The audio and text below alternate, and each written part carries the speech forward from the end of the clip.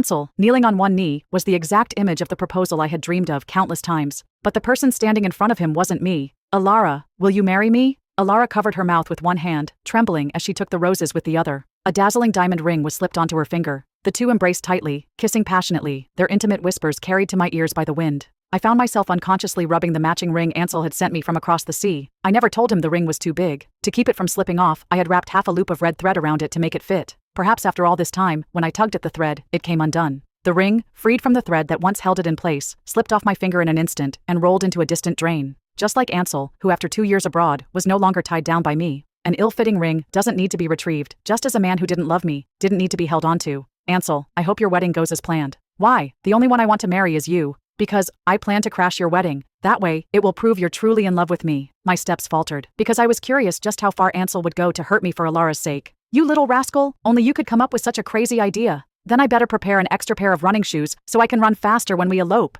Are you really willing to do this to Stella? Marrying her to keep my promise is already the most I can do. If she can't keep her husband from being whisked away at the altar, she can't blame me, can she? Their joyful laughter pierced my heart like a dagger. I turned around, leaning against a tree, my legs so weak I couldn't move an inch. Fearing that my sobs might alert them, I covered my mouth tightly and walked away. But halfway home, my legs gave out and I fell hard onto the ground. I returned home, battered and broken, and dialed my advisor's number. Professor, I've decided to join that research project you mentioned. My academic advisor was thrilled, but also puzzled. Didn't you say you were planning to settle down in Solaria after your marriage? Did your husband agree to a long-distance arrangement? Being apart after marriage can be really challenging. Are you sure you don't want to rethink this decision? I was wiping the scrapes on my bruised knees, each touch sending a sharp pang through me. The wedding is off. From now on, I'll be your right hand, fully devoted to research. My advisor, who treats me like his own daughter, immediately sensed something was wrong. Today's the deadline. I'll put your name on the list. Come back soon so we can dive into the work. Keeping busy will help take your mind off things. Don't think I'm meddling, but over the past 2 years, it's always been you looking after Solaria, while he's never bothered to come to Lunaria. That's a clear sign he doesn't love you as much as you believed. Once you've made up your mind to move on, don't linger in the past. If it weren't for that thick stack of flight tickets, I could have confidently dismissed my advisor's comment that he doesn't love you as much. No wonder he was always out of touch at the end of each month.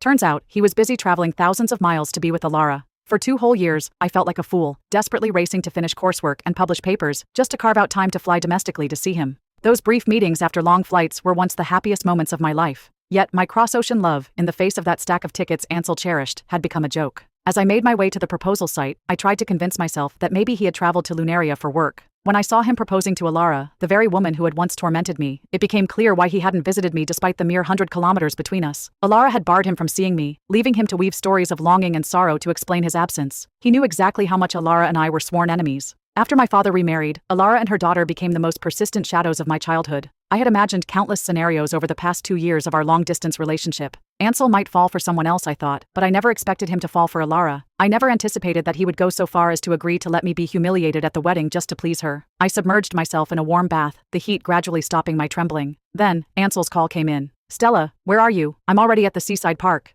I stayed silent. Ansel grew anxious. Stella, what's wrong? Are you upset? Where are you? I'll come pick you up right now. He remained as attentive and caring as ever, able to pick up on my emotions and offer comfort. I'm at home. I don't want to go to the park today. There was a brief pause before Ansel spoke again, still trying to reassure me. All right, I'll come home right away to be with you. He didn't question why I had cancelled. It wasn't that his love for me was so profound that he could overlook my whims. It was simply that he had successfully proposed to Alara in the carefully orchestrated setting. I was merely his backup plan for when the proposal didn't go as expected. As Ansel walked in, I was just coming out of the bathroom. Seeing Alara behind him, I couldn't help but frown. Why did you bring her here? I asked warningly. Was he really so eager to rub my face in it? Ansel, looking a bit guilty, rubbed his nose. Stella, I ran into Alara downstairs and found out she lives in our neighborhood. She heard you were at Solaria and insisted on coming up to apologize. I watched him coldly, unimpressed by his performance. Stella, my mom and I were in the wrong back then. I'm apologizing on her behalf. Can you find it in yourself to forgive us? I turned to Ansel, my voice shaking. So, you think I should forgive them? Both mother and daughter. The pain of a ruptured eardrum, the numbness from bamboo whips, the torment of seeing my mother's belongings reduced to ashes.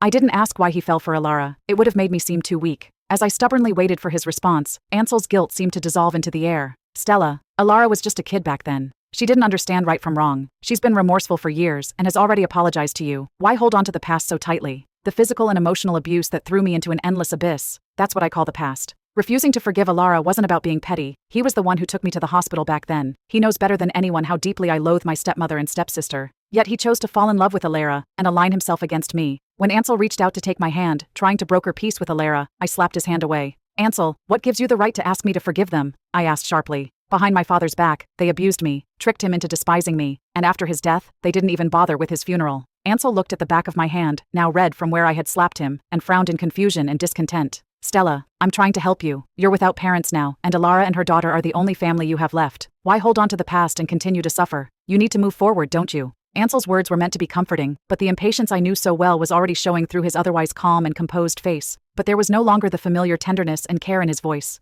I could feel my heart, already battered and broken, shatter into dust. The pain was so intense it left me almost speechless. Alara's eyes, brimming with feigned sorrow, held a glint of the same smugness and provocation as before. Stella, it's all right if you can't forgive me. I'll keep repenting and feeling guilty until you accept me as your non-biological family. Get out! I gripped the hallway tightly to keep myself from shaking too violently. Ansel's impatience was unmistakable. Stella, why are you being so unreasonable? Nobody is perfect. Where has your tolerance gone? He slightly raised his tone. He had witnessed me being driven to the brink of suicide by Alara and her daughter. Once, he had been willing to argue with them on my behalf, even to the point of furious outbursts. What on earth had driven him to oppose me and start defending Alara? I let the pain overwhelm me and told Ansel, word by word, unless she dies before my eyes, I will never forgive her. Ansel's forehead was throbbing, and he was visibly about to lose his temper. This was the same look he had when he used to rage at Alara and her daughter on my behalf. Stella, how did you become so bitter after just 2 years? If you can't find it in yourself to forgive her, then at least apologize to Alara. I can't stand the thought of people mocking my fiancée as a spiteful, resentful woman. Your mother's decision to end her life was her own weakness. If she had considered your youth, your father wouldn't have had to remarry. Don't blame all your misfortune on Alara and her daughter. Her mother made mistakes, but she didn't deserve to die. If you, like your mother, are going to stubbornly wallow in your misery, then it's no wonder you're plagued by nightmares. He practically spat out the word nightmares through gritted teeth.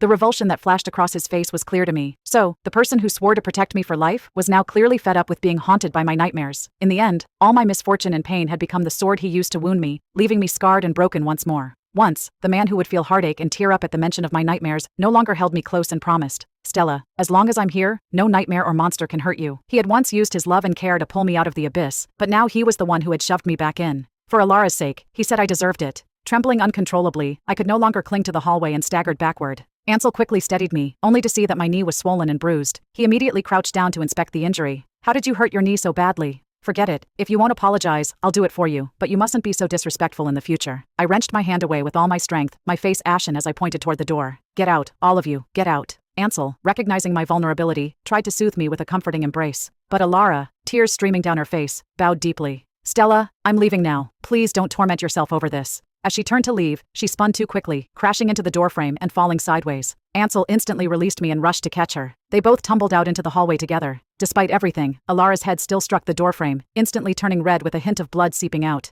Ansel scrambled to his feet, cradling her as he rushed towards the elevator. Alara, does it hurt? I'm taking you to see a doctor right now. The doorway finally fell silent. My heart sank to the depths. After 10 years of knowing each other, and 10 years of love, we had reached this point of estrangement. I took out my phone and booked a flight for the day of the wedding.